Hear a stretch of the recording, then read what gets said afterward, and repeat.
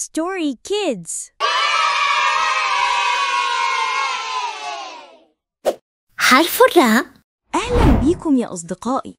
النهاردة هنكمل رحلتنا مع الحروف، وجه الدور على حرف الر. ر. قول ورايا: ر ر راء. برافو عليكم، شطار قوي. تعالوا نشوف كلمات بتبدأ بحرف الر.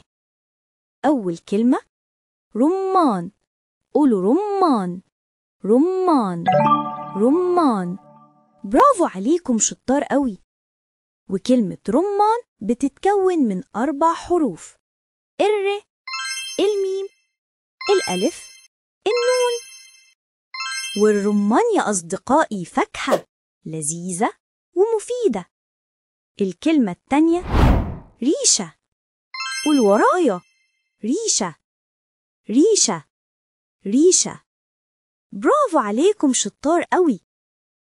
وكلمة ريشة بتتكون من 4 حروف: الر، ي، شين، تاء مربوطة.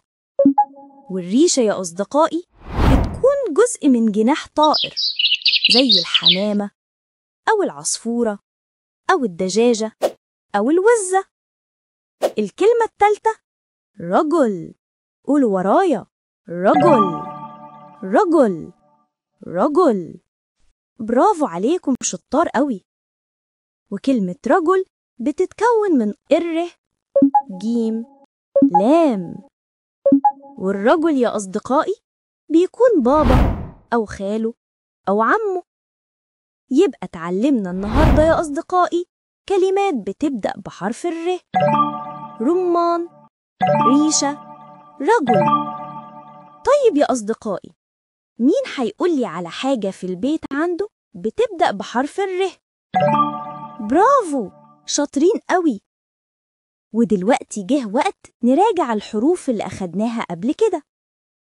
مين يقولي كلمة تفاحة بتبدأ بحرف إيه؟ برافو، شاطرين قوي. كلمة تفاحة بتبدأ بحرف الت.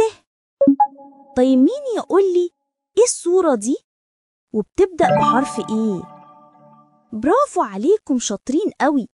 دي صورة بطة وبتبدأ بحرف الب.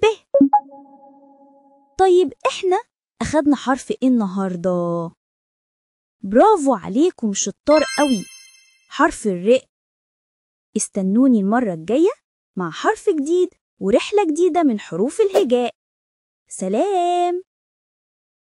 Story Kids.